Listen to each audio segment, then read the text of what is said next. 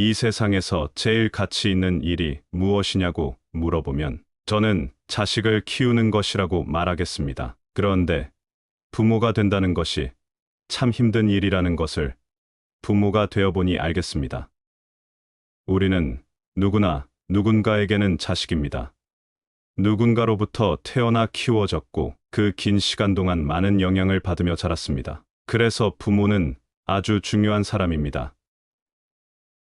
한 20대 청년의 이야기를 소개하겠습니다. 이 청년의 어머니가 암 선고를 받으셨는데 자신에게 남은 시간이 얼마 없다는 것을 아시고 가장 먼저 털실을 여러 개 사셨다고 합니다. 그래서 시간이 날 때마다 털실로 머플러를 짜셔서 돌아가시기 전에 이 청년에게 머플러를 선물해주고 떠나셨다고 합니다.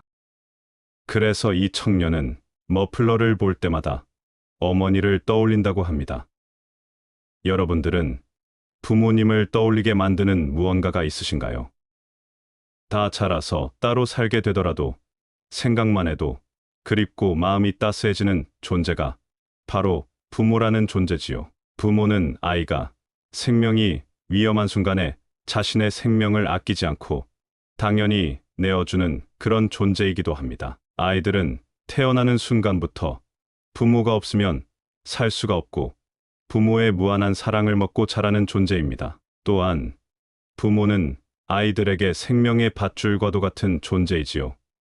아이들은 부모가 주는 아낌없이 주는 조건 없는 사랑을 통해 자라나갑니다. 부모가 주는 깊고 넓은 사랑으로 성장해 나갑니다. 그러면 아이들은 그 어린 날의 기억과 추억을 가진 채 평생을 살아가게 됩니다. 그렇다면 아이들에게 있어서 부모란 어떤 사람이어야 할까요? 아이들에게 부모는 우주입니다. 부모가 아주 편안해야 하고 사랑을 받아야 하고 존중을 받고 부모가 주는 믿음과 신뢰를 기반으로 이 인생을 살아나가는 것입니다. 이것이 잘 되면 그 과정 속에서 아이들은 안정감을 갖습니다. 이런 부모의 조건 없는 사랑을 잘 받은 아이들은 부모와 같이 있을 때 편안합니다. 부모가 없는 순간에도 편안할 수 있습니다. 그러나 이러한 과정이 없이 사랑을 제대로 받지 못하고 자란 아이들은 부모와 함께 있을 때 오히려 불안하고 불편해합니다. 심지어 부모와 같이 있는 것이 제일 불행하다고 말합니다. 한 청년이 자신의 어린 날을 이렇게 회상했습니다.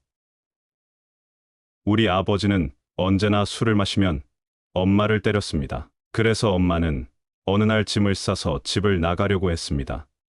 나는 오히려 엄마가 아빠에게 맞지 않게 될 거라며 엄마에게 빨리 나가라고 했습니다. 우리는 그렇게 떠난 엄마를 이해해 보려고 노력했고 아빠에게 더 이상 맞지 않게 되어 다행이라고 생각했지만 엄마가 떠난 뒤 저는 아빠의 술주정을 고스란히 받아내야 했습니다. 그렇게 어른이 되었고 결혼을 했고 부모가 되었습니다. 물론 그때 떠날 수밖에 없었던 어머니를 이해하지만 우리를 두고 떠난 엄마를 생각해보면 어떻게 그럴 수 있었을까 하는 생각도 듭니다. 이 세상에 완벽한 부모가 과연 있을까요? 우리는 모두 자식을 사랑하지만 자식끼리 비교를 하기도 하고 어느 자식을 편애하기도 하고 때로는 화도 냈다가 비난을 퍼붓기도 합니다. 자녀가 길을 잃고 헤맬 때 따뜻하게 길을 알려주면 좋았겠지만 부모도 사실은 길을 몰라 제대로 가르쳐주지 못하고 같이 헤매기도 합니다. 완벽한 인간도 없고 당연히 완벽한 부모도 있을 수 없습니다. 그러고 싶지 않았지만 자식을 너무 사랑하지만 어떤 형태로든 어떤 식으로든 자녀에게 상처를 줄 수밖에 없는 존재이기도 합니다. 상처를 받은 자식들은 마음이 아프고 괴롭고 고통스럽기도 합니다. 우리가 어렸을 적 부모에게 받은 상처 하나쯤은 이야기해보라고 하면 다들 있으실 겁니다. 우리도 자라서 결혼을 하고 자식을 낳아보니 그때 왜 부모님께서 그랬는지 알 것도 같아서 이해해보려 하지만 그렇다고 모든 것이 깨끗하게 이해되고 용서가 되는 것은 아닙니다. 자식이 위험에 처하면 목숨도 아끼지 않는데 왜 자녀를 키우면서 상처를 주게 될까요? 한 젊은 엄마가 어릴 때 공부 잘하는 오빠와의 비교로 마음의 상처를 크게 입었던 것을 명절날 시골에 내려가서 이제는 노인이 된 엄마에게 어릴 적 받았던 상처를 울면서 이야기했습니다. 그런데 그 엄마는 그 사실을 기억조차 하지 못했습니다.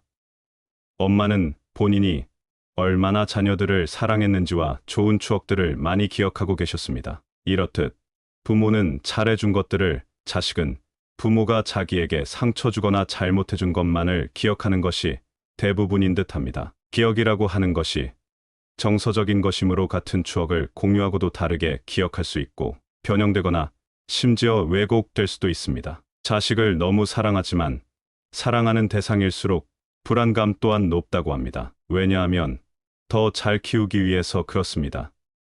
우리는 늘 우리 아이들이 어떻게 될까봐 두렵고 걱정이 됩니다.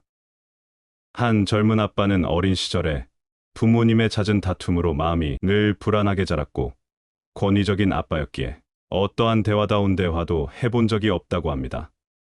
그래서 자신이 아빠가 된 후에는 정말 다정하고 친절한 아빠가 되겠다고 다짐했답니다.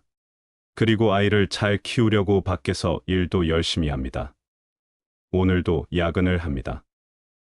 돈을 벌어 아이가 원하는 것 하나라도 더 해주고 뒷바라지를 잘하려면 돈을 열심히 벌어야 한다고 생각합니다. 그러나 퇴근을 하고 집에 와서 아이들이 다투기라도 하면 버럭하고 화를 잘 낸답니다. 이 아빠는 어린 시절 자신의 아빠가 했던 닮고 싶지 않았던 아빠의 좋지 않은 면을 닮아 있습니다. 우리는 자라서 무엇을 안 해야지, 조심해야지 하지만 어린 시절 알게 모르게 받았던 상처들이 건드려지면 해결되었다고 생각했지만 해결되지 않은 숙제 같은 것들이 다시 나를 힘들게 하곤 합니다. 우리는 자식과 사랑해서 소통한다고 하지만 많은 경우에 부정적으로 소통하고 있습니다. 늦게까지 결혼하지 않은 자식에게 좋은 사람 만나서 결혼해라, 결혼하면 이러저러해서 좋다 정도로 가볍고 긍정적으로 말하면 될 일도 너 결혼 안 하고 혼자 살면 나중에 나이 들면 외롭다느니 늙어서 아프면 어떡하냐느니 나는 그때까지 책임 못 진다느니 하는 식으로 말입니다. 부모는 자식이 걱정되고 사랑하니까 하는 말이라지만 이런 소통이 반복되면 사랑하는 자녀와 사이가 어색해지고 오해가 생기고 멀어질 수 있습니다. 부모가 의도한 바와 다르게 말이 나가는 것은 본 바도 없고 배운 바도 없어서 그렇습니다. 사람은 누구나 배운 대로 편안하고 익숙한 대로 말하고 행동하기 때문입니다. 그러면서 자녀가 부모 마음을 이해해 줄 거라고 착각하기까지 합니다. 부모는 자식에 대한 욕심을 조금 내려놓고 자식이 행복하다면 나는 뭐든지 다 좋다, 이런 마음을 내야 부모도 편하고 자식도 편하고 행복한 관계를 오래 유지할 수 있습니다. 부모와 자식도 피로 맺어진 관계이긴 하지만 자식이 다 크면 집에 오는 손님처럼 대하라라는 말도 있습니다. 그러니 어릴 때는 무한한 사랑을 주고 다 크면 자식의 행복만을 빌어주고 간섭하지 않는 것이 좋습니다. 자식이 행복할 때 부모도 온전히 행복할 수 있다는 사실을 잊으면 안 되겠습니다. 부모가 키웠지만 자식을 다 안다고 착각하면 안 됩니다. 자식이 무엇을 제일 원하고 무엇을 할 때 가장 행복한지는 부모지만 전혀 알 수 없습니다.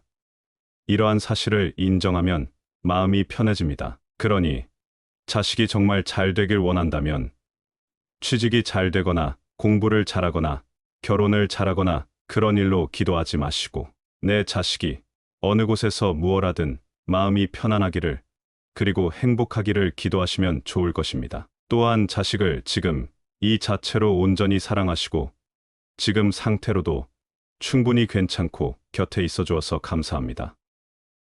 이런 마음을 내면 부모도 자식도 모두 잘 될 수 있습니다.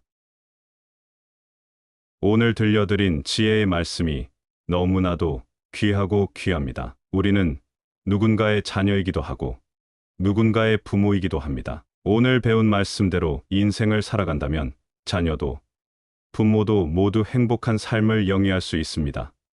여러분의 매일이 행복하셨으면 좋겠습니다. 이상으로 시니어를 위한 모든 것 시니어 톡톡이었습니다. 더 알찬 내용으로 찾아오겠습니다. 오늘 영상이 도움이 되셨다면 구독과 좋아요 부탁드립니다. 감사합니다.